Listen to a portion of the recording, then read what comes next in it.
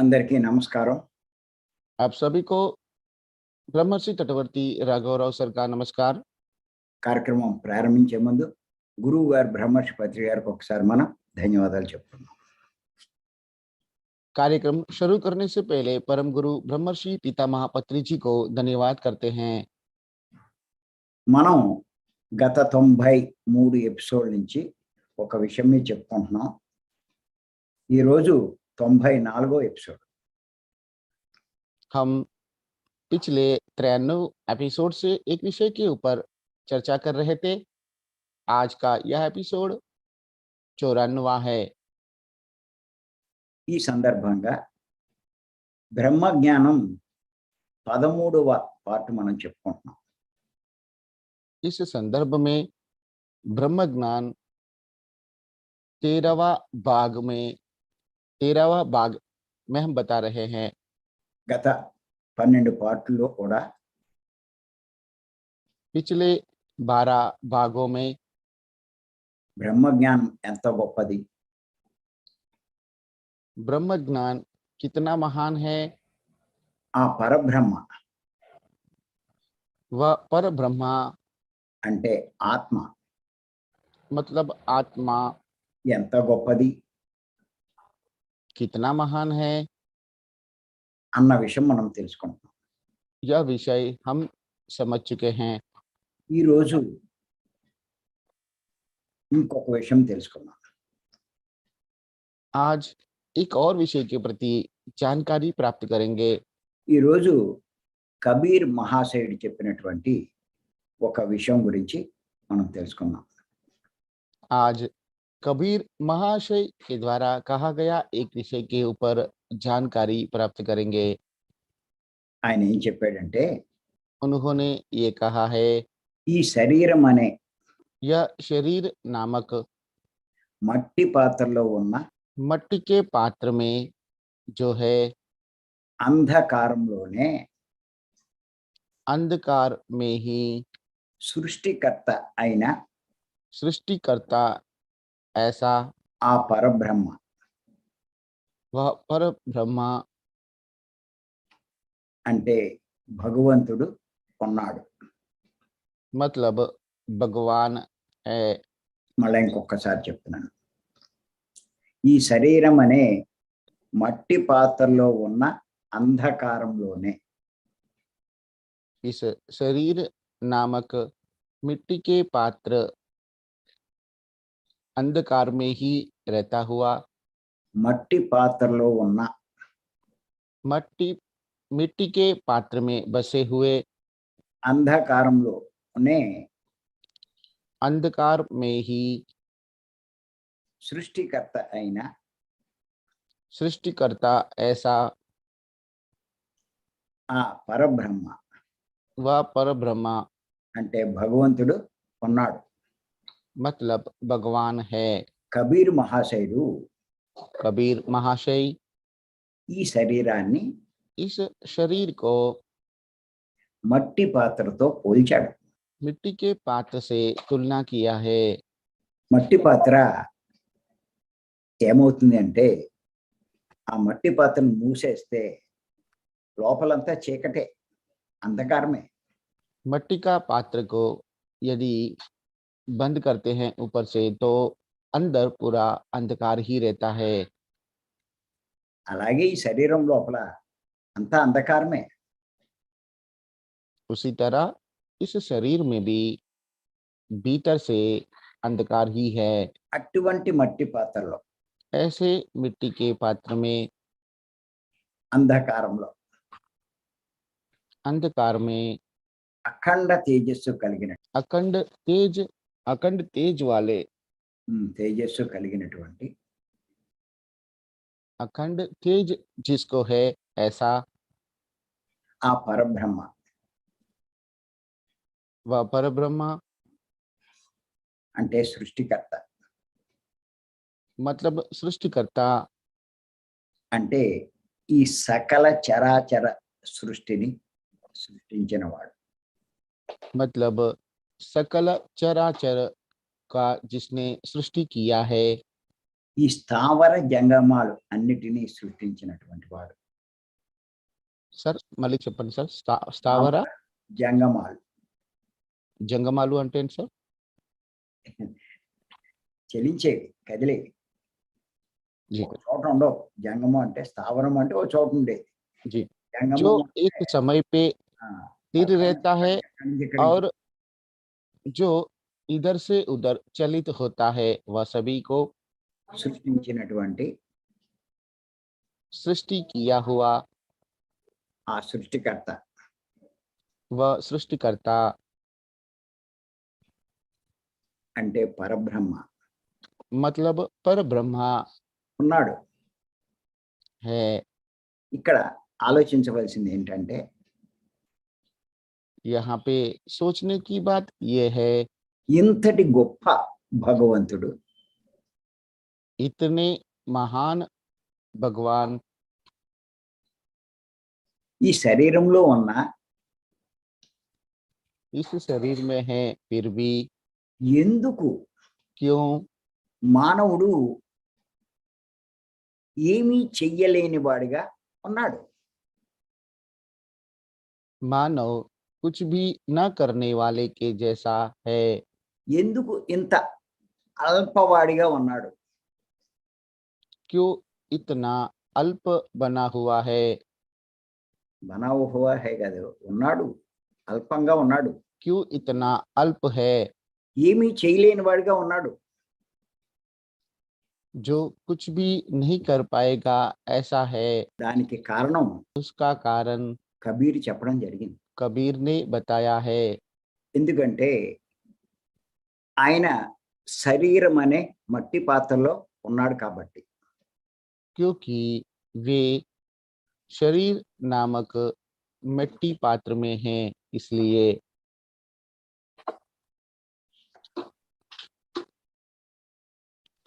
ఈ మట్టి పాత్ర వల్లే इस मिट्टी का पात्र के वजह से ఈ రకమైన స్థితిలో మానవులు ఉన్నారు. इस प्रकार की स्थिति में मानव है। ఈ మట్టి పాత్ర ఎప్పుడైతే తొలగిపోతుందో जब ये मिट्टी का पात्र दूर हो जाता है, మానవుడే పరమాత్ముడు అవుతాడు. मानव ही परमात्मा बन जाता है। ఈ శరీరం వజ్రకాయం అవుతుంది. यह शरीर वज्र काया बन जाता है। ఆ స్థితికి మనం రావాలి అంటే वह स्थिति तक हमें पहुंचने के लिए ఈ మట్టి పాత్ర లేకుండా చేసుకోవాలి. इस मिट्टी के पात्र को दूर करना पड़ेगा। లేకుండా అంటే దూరం చెయ్యాలి అన్నట్టుగా వస్తుందేమో. इस मिट्टी के पात्र को नहीं रहेगा ऐसा बनाना पड़ेगा। మరి ఈ మట్టి పాత్ర కబీరు మట్టి పాత్రలో ఉన్నాడు అని చెప్పారు. तो कबीर ने कहा है मिट्टी के पात्र में है ऐसा। ఈ మట్టి పాత్రలో అసలు ఏమేమి ఉన్నాయి? तो इस मिट्टी के पात्र में वास्तव में क्या क्या है? ఆ పరబ్రహ్మ పైన ఏమేమి ఉన్నాయి? वह परब्रह्मा के ऊपर क्या है? ఏమేమి క్యా क्या క్యా क्या क्या क्या है? ఆ, ఒక్కటే పెడతా వీటి అన్నది ఇప్పుడు తెలుసుకుందాం. ये अभी हम समझेंगे।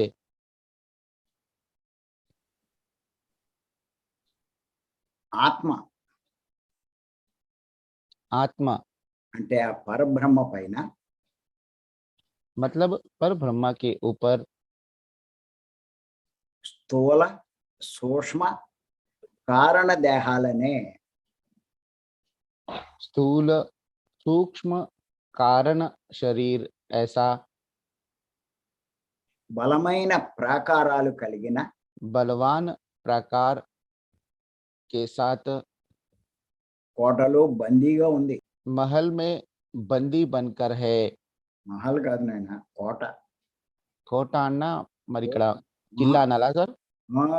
అది एक किले में बंदी बनकर है। అంతేకాదు इतना ही नहीं, ఆ కుండ ఇంకా చాలా వాటితో చేయబడింది. वह मटका और अनेक पदार्थ से बना हुआ है। మనస్సు, मन, మాయ, माया, త్రిగుణాలు, त्रिगुण, 5 పంచభూత తత్వాలే కాకుండా 5 पंचभूत तत्व के सिवा, 5 पंचभूत तत्व ही नहीं, 25 ప్రకృతులు కూడా ఉన్నాయి. 25 प्रकृति भी है। అవన్నీ यह सभी ఆత్మను आत्मा को, కప్పివేశాయి. आत्मा के ऊपर आवरण बनाया हुआ है, వీటితో आत्मा को ढाक कर रखा है। వీటితో పాటు इनके साथ కామ, काम, క్రోధ, क्रोध, లోభ, लोभ, మోహ, मोह, మద, मद, మాచర్యాలు मात्सर्य ఆత్మను బానిసగా చేశాయి. आत्मा को गुलाम बना चुका है। అందుచేత इसीलिए ఈ దేహంలో इस शरीर में అంతటి గొప్ప పరబ్రహ్మ ఉన్నా కూడా इतने महान पर ब्रह्मा रहते हैं, फिर भी మానవుడు मानव ఏమీ చెయ్యలేని कुछ भी ना करने की, సామాన్య మానవుడిగా ఉండిపోయాడు. कुछ भी ना करने वाला सामान्य मानव जैसा बना हुआ है, रह गया है। అల్పుడుని అనుకుంటున్నాడు. अल्प समझ रहा है, ఏమీ చెయ్యలేని వాడు అనుకుంటున్నాడు. कुछ भी ना कर पाएंगे ऐसा सोच रहा है, నా వల్ల ఏమీ కాదనుకుంటున్నాడు. मुझसे कुछ भी नहीं होगा ऐसा समझ रहा है। అనుకుంటూ ऐसा मानकर ఆ పరబ్రహ్మ वह परब्रह्म, అంటే ఆ భగవంతుడు मतलब वह भगवान ఎక్కడో ఉన్నాడు అనుకుంటూ और कहीं है ऐसा मानकर ప్రపంచంలో అక్కడికి వెళ్తూ ఇక్కడికి వెళ్తూ इस प्रपंच में उधर जाते हुए, इधर जाते हुए, తిరుపతి వెళ్తాడు, तिरुपति जाता है, కాశీ వెళ్తాడు, काशी जाता है, జెరూసలేం వెళ్తాడు, जेरूसलम जाता है, మక్కా వెళ్తాడు, मक्का जाता है, రక్షించంటాడు, बचाइए ऐसा बोलता है, కాపాడు అంటాడు, बचाइए ऐसा बोलता है, रक्षा कीजिए ऐसा कहता है, बचाइए ऐसा कहता है,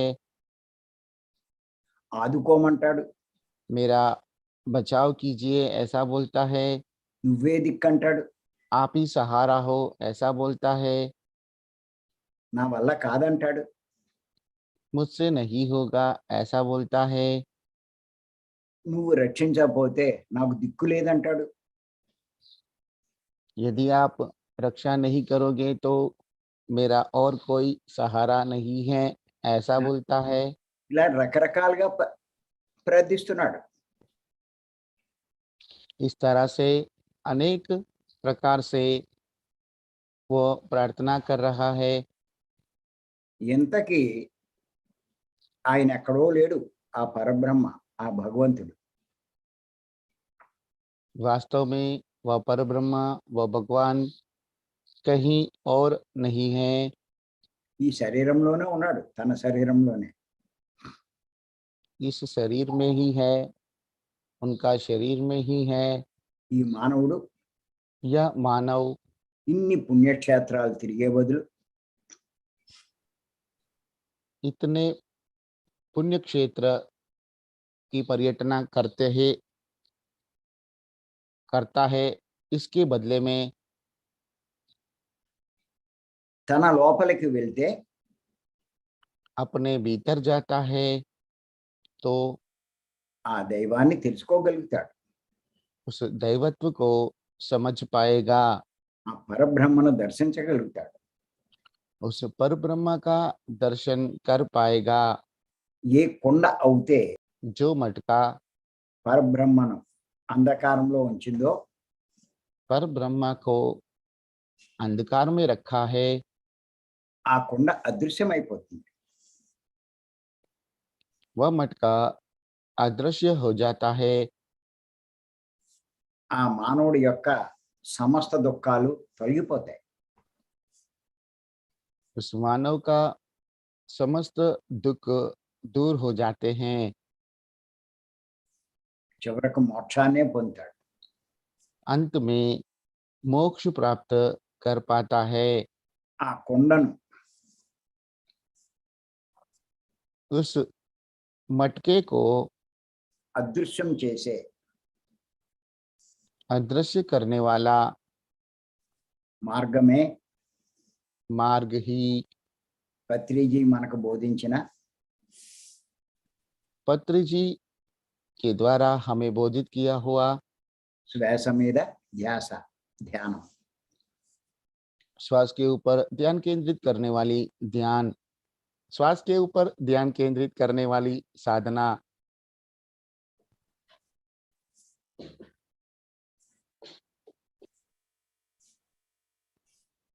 ఆ ధ్యానమే वही ध्यान ప్రతిరోజు మనం చేస్తున్నాం. प्रतिदिन हम कर रहे हैं।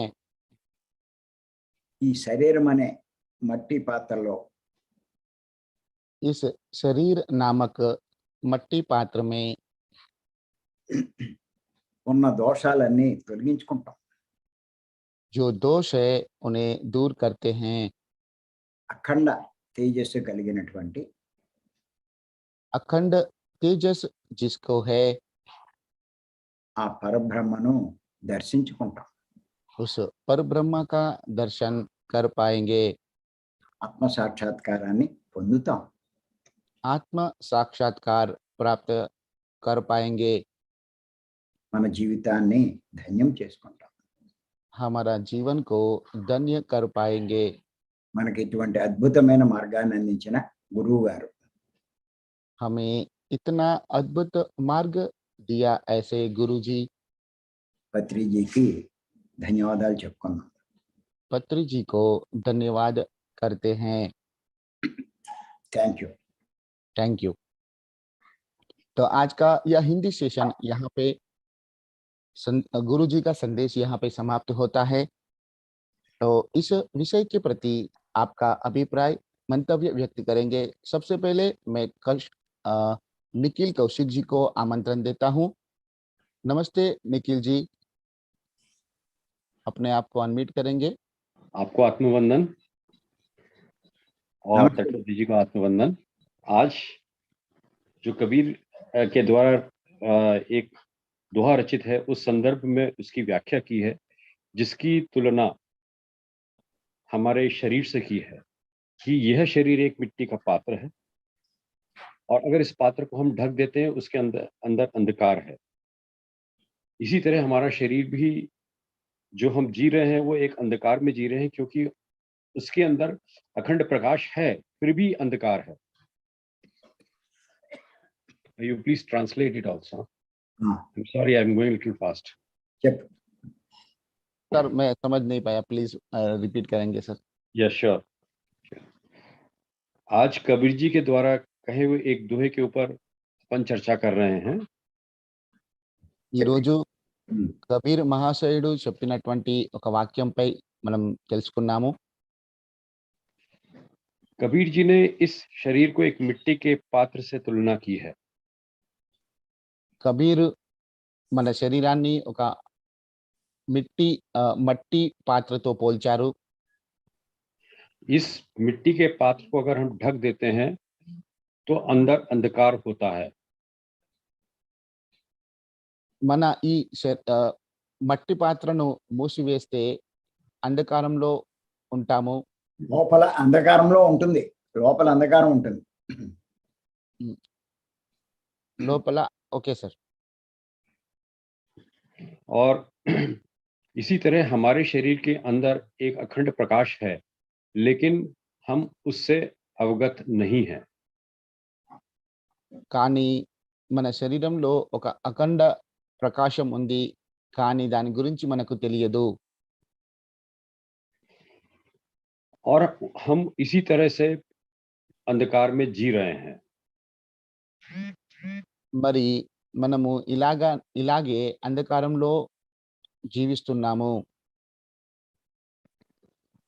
एक लाइन यहाँ पर ये समझ में नहीं आई थी, जो मैं लिख भी नहीं पाया, कि सकल चराचर को जिसकी रचना की है, जो एक समय स्थिर होता है और कभी चलता है, वह परम ब्रह्म है। थोड़ा इसका विस्तार पूर्वक बताएंगे सर? ఎవరైతే ఈ సృష్టిని సృష్టి చేశారో ఆ సృష్టికర్త जिन्होंने పాత్రలోనే ఉన్నాడు, అంధకారంలోనే, ఆ అంధకారంలో ఉన్నాడు। सर इनका तात्पर्य यह है, जिन्होंने इस मिट्टी के पात्र का सृष्टि किया है, ऐसा सृष्टिकर्ता ఈ పాత్ర సృష్టించిన వాడు కాదయ్యా। ఎవరైతే ఈ చరాచర సృష్టిని సృష్టించారో, जिन्होंने यह चराचर सृष्टि किया है, ఆయన ఈ మట్టి పాత్రలో ఉన్నాడు। वे इस मिट्टी के पात्र में है। అది अच्छा, okay, thank you sir, thank you, मैं करेक्ट कर लूंगा। इतने महान भगवान जो शरीर में है, और वह मानव कुछ भी करने योग्य नहीं है। అంత గొప్ప భగవంతుడు ఈ శరీరంలో ఉన్నాడు, కానీ మానవుడు ఏమీ చేయలేకపోతున్నాడు। और जिस समय ये मिट्टी का पात्र दूर हो जाता है, तो मानव परमात्मा बन जाता है। ఎప్పుడైతే ఈ మట్టి పాత్ర తొలగిపోతుందో అప్పుడే మానవుడు పరమాత్ముడుగా అవుతాడు। यह शरीर वज्र का बन जाता है, ఈ శరీరం వజ్రకాయ అవుతుంది। इसलिए हमको इस पात्र को किसी माध्यम से दूर करना है, ताकि हम उस अखंड प्रकाश को प्राप्त कर सकें। అందుకే ఈ శరీరాన్ని ఏదైనా మాధ్యమంతో తొలగించాలి, మార్గంతో తొలగించాలి, అప్పుడే మనం అఖండ ప్రకాశాన్ని పొందగలుగుతాము। अब ये देखें, ये पात्र की रचना में क्या क्या सम्मिलित है। ఈ మట్టి పాత్ర రచనలో ఇంకా ఏమేమి ఉన్నాయో అది మనం చూద్దాము। ఏమేమి ఉన్నాయి?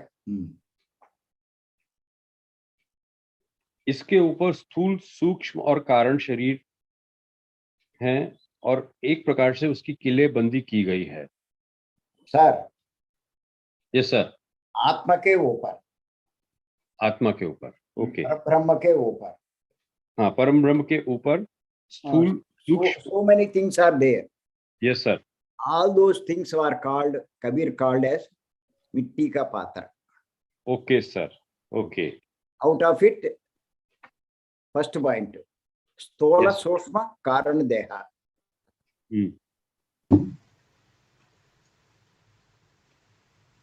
हाँ, और यह सब बना के उस परम ब्रह्म को एक कीले में बंद कर दिया है। अलावा చెప్పాం కదా। यस सर, बोलूं, फिर से बोलूं? नहीं सर, आगे बताइए। आगे बताएं। इतना ही नहीं, ये मटका मन, माया, पंचभूत तत्व से ही नहीं, प्रकृति से भी बना है। त्रिगुणा, त्रिगुणा, so you have missed.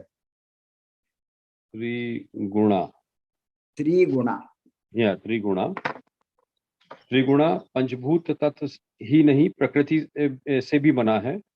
यह सब आत्मा के ऊपर एक आवरण की तरह है। 25, यस सर। 25 प्रकृति, प्रकृति। प्रकृति। 25 प्रकृति तत्व। 25। 25। Okay okay, just a minute sir. 25 प्रकृति तत्व से भी बना है। इसके साथ काम, क्रोध, लोभ। प्रकृति आर नॉट तत्व। 25 प्रकृति। 25 प्रकृति। Yes. इसके साथ काम, क्रोध, लोभ, मोह, मद्य ने आत्म मात्सर्य। क्या sir? Will you please repeat sir? मात्सर्य। मात्सर्य ने आत्मा को गुलाम बना दिया है। Yes, yes. इसलिए इस शरीर में इतने परम ब्रह्म महान रहते हैं उसके, और वह व्यक्ति सामान्य बन गया है। इन कारणों से व्यक्ति सामान्य बन गया है।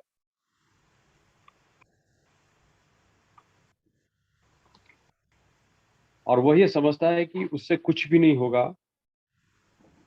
परम ब्रह्म या भगवान कहीं और हैं, और इस भ्रम में वह इधर उधर भटकता रहता है।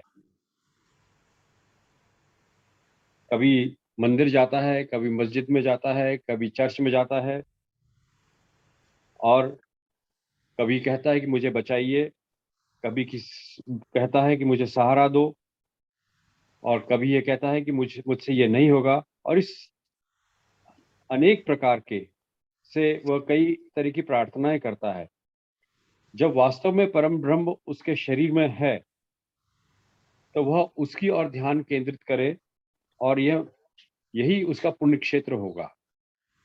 Yes, yes. जो मटका परम ब्रह्म को अंधकार में रखा, जिस मटके ने परम ब्रह्म को अंधकार में रखा है, ध्यान करने से, साधना करने से वह अदृश्य हो जाता है और अंत में मोक्ष को प्राप्त होता है। तो उसको दूर करने वाली साधना श्वास पर ध्यान केंद्रित करने वाली करनी चाहिए, जो पत्री जी ने हमको सिखाई है। Yes, sir. Yes, sir. Thank you so much sir. Not guiding meditation. Yes sir.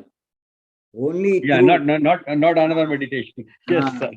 Only through observation of breath only. Yes sir. Yes Not sir. by guiding meditation. Yes sir. You can't do all Yes, these sir. qualities. Yes sir. Yes. Thank you so much. Thank you so much. धन्यवाद निखिल जी। आयुष। आयुष जी अपने आप को unmute कीजिए।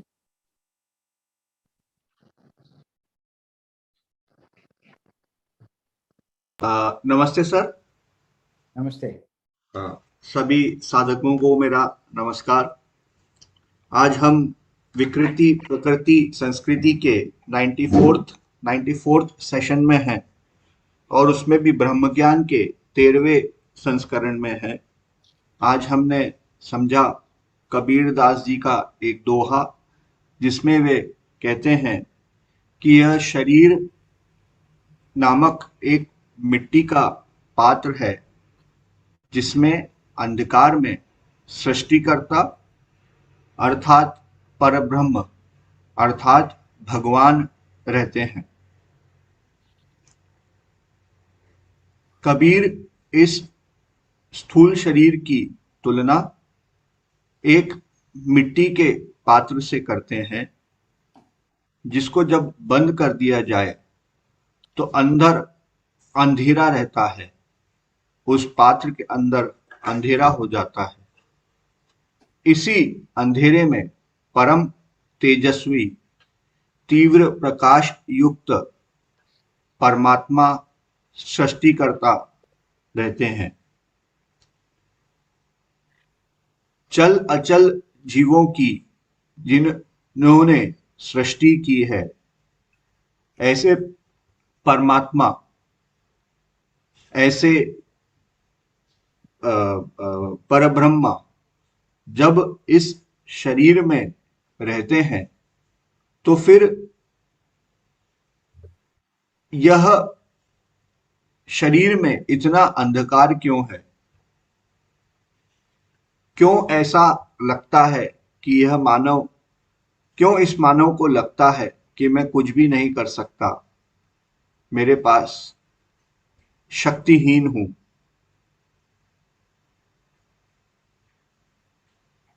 कबीर कहते हैं कि क्योंकि हम इस शरीर नामक मिट्टी के पात्र में रहते हैं, इसीलिए हम मानव हैं। तो इस मिट्टी के पात्र में क्या क्या है? इस परब्रह्म को किस किस ने ढका हुआ है? इस परब्रह्म के ऊपर स्थूल सूक्ष्म कारण शरीर है, जिसने इस परमात्मा को बंदी बना के रखा है। इतना ही नहीं, वह मटका मन, माया, त्रिगुण, पंचभूत, 25 तरह की प्रकृति, यह सभी इस परब्रह्म को ढके हुए हैं। इसके अलावा काम, क्रोध, लोभ, मोह, मद व मात्सर्य, ऐसे 6 शत्रु इस परब्रह्म को ढके हुए हैं। अतः इस शरीर में परम तेजस्वी, परम प्रतापी आत्मा परब्रह्म भगवान रहते हैं। फिर भी मानव अपने आप को शक्तिहीन समझता है। वह तीर्थ स्थानों की यात्रा करता है, मक्का जाता है, यरूशलेम जाता है, काशी जाता है, तिरुपति जाता है।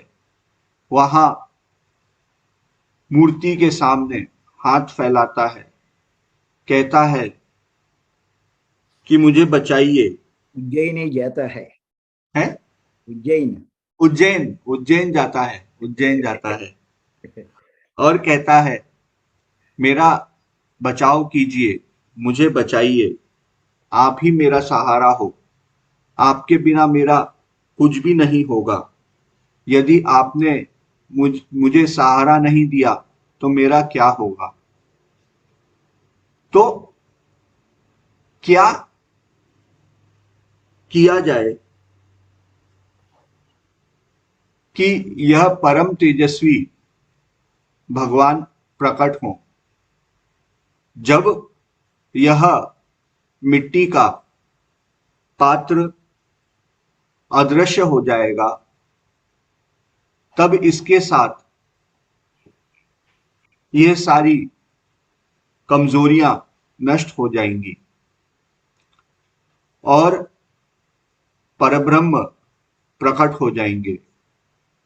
तो इस मिट्टी के पात्र को अदृश्य करने का एकमात्र तरीका है जो ब्रह्मर्षि पितामह पत्री जी ने हम सब मानव जाति को दिया है। वह है श्वास को आधार बनाकर ध्यान करना। जब हम श्वास को आधार बनाकर ध्यान करते हैं तो यह शरीर लुप्त हो जाता है, मन के विचार लुप्त हो जाते हैं और हम आत्मा के साथ साक्षात्कार करते हैं, परब्रह्म के साथ, भगवान के साथ साक्षात्कार करते हैं। तब हमें अपने असली स्वरूप का भान होता है। हम लोग रोज नियमित इस जूम के माध्यम से सुबह 2.5 घंटे ब्रह्म मुहूर्त में अखंड ध्यान करते हैं और ब्रह्मर्षि तटवर्ती राघवराव सर व ब्रह्म विद्वरिष्ठा राज्य लक्ष्मी मैडम के साथ यही आत्मज्ञान का पान करते हैं। आप सभी का बहुत बहुत धन्यवाद। Thank you Ayush ji. Geeta madam. नमस्ते गीता जी, अपने आप को अनम्यूट कीजिए। नमस्ते कटौती राघराव सर, कोटि कोटि वंदन और सभी को भी इंक्लूडिंग चिरंजीवी सर, आयुष जी, निखिल सर, उन लोग ने इतनी अच्छी तरह से बताया, मुझे पता नहीं क्या बताऊं, फिर भी एक बात मुझे बहुत अच्छी लगी, वो मैं बता रही हूँ। I am sorry, I am very sorry. Kabir ने आज हमारे शरीर को, स्थूल शरीर को मिट्टी के बर्तन से तुलना की है और मिट्टी के बर्तन को कैसे ढका है, क्या क्या चीज है वो शरीर से ढका है। मिट्टी के अंदर, बर्तन के अंदर, यानी हमारे शरीर के अंदर ही परमात्मा है। और इस ढक्कन जो ढका है वो क्या क्या बनाया हुआ है। तो very very very nicely you have brought out the meaning sir. आत्मा मतलब परब्रह्म, और ये परब्रह्म के ऊपर स्थूल सूक्ष्म कारण शरीर से ऐसा है बनाया है, और किला जैसा अपने शरीर को बंद करके रखा है, परमात्मा को भी बंद करके रखा है। और इसके अलावा हमारे शरीर क्या क्या चीजों से बनाया है, बहुत पदार्थ से। ये आज मुझे बहुत ही अच्छा समझ में आया, हम कैसे हमको क्या क्या विचार से मन, माया, त्रिगुण और पंचभूत तत्व को, और उसके अलावा 25 प्रकृति भी है। मुझे लगता है आगे आप ये बताएंगे क्या 25 प्रकृति भी है, और यह सभी आत्मा के ऊपर ढका हुआ है। और इनके साथ साथ काम, क्रोध, मोह, लोभ, मद, मात्सर्य, मैडम ने एक बार एक सेशन में बहुत ही अच्छी तरह से बताई, मुझे याद है। काम, क्रोध, मोह, लोभ, मद, मात्सर्य, आत्मा को हम गुलाम करके बैठे हैं। ये सब ढक्कन जैसा है जो आपने अभी बताया है, मैं भी बताई हूँ। ये एक ऐसा ढक्कन है, उसको मटके के अंदर ढका हुआ है, और अंधेरा में हम रहते हैं क्योंकि हम अज्ञान में है। अब तक मानव अभी तक अज्ञान में है, मूर्ख है, उसे पता ही नहीं। हम परब्रह्मा को भी बंदी बना के हमारे शरीर यानी मटके के अंदर बना के रखा है, और मानव ऐसा सोचता है वो कुछ भी नहीं कर सकता है। Very helpless, he feels very very helpless, उसे शक्ति ही नहीं है, और अल्प समझ है ये सब। इस अल्प समझ की वजह से वो सोचता है वो कुछ भी नहीं कर पाएगा, और उसे परब्रह्म यानी भगवान को और कहीं नहीं तीर्थ यात्रा करने से ही भगवान को पा सकता है, ऐसे सोचकर मक्का, मदीना, फिर काशी, रामेश्वर, कहाँ कहाँ उसे ढूंढने जाता है। टाइम वेस्ट है। इसके अलावा, इसके बजाय ध्यान में बैठने से हम परमात्मा को पा सकते हैं। ये बहुत ही अच्छी तरह से आपने बताया, और वास्तव में भगवान और कहीं नहीं है, हमारे शरीर के अंदर ही है। वो मटका के अंदर भगवान को भी बंद करके रखा है। जब तक वो मटका टूटता नहीं, यानी हमारे अज्ञान दूर नहीं होता, तब तक वो अदृश्य नहीं होएगा। Very nicely said sir. हमारे भीतर जाना चाहिए, हमारे अंदर जाना चाहिए, उसके लिए ध्यान के ऊपर केंद्रित करके ध्यान करना चाहिए, तभी हम दैवत्व पाएंगे, उस पर ब्रह्मा को भी हम दर्शन कर पाएंगे। Very nicely said sir. उस मटके का अदृश्य करने वाला मार्ग एक ही है जो पत्री जी ने हमें बताया है, वो ही है श्वास के ऊपर ध्यान केंद्रित करने वाली साधना, जो हम रोज करते हैं और प्रतिदिन करते हैं। तो यह शरीर नामक मट्टी पात्र जो दोष दूर करते हैं, अखंड तेजस हम पा सकते हैं, वज्र जैसे हम शरीर पा सकते हैं, और तब ही ध्यान करते ही हमें आत्मा साक्षात्कार हो पाएगा। यही मुझे समझ में आया। Nicely said, very nicely said sir, thank you so much. Thank you Geeta ji. Close చేసి तो आज का यह हिंदी सेशन को यहाँ पे समाप्त घोषित करते हैं। मिलते हैं कल सुबह के प्रातःकालीन ध्यान व गुरु जी का दिव्य संदेश के लिए। तब तक हम आपसे रजा लेते हैं। धन्यवाद। Thank you, thank you, thank you.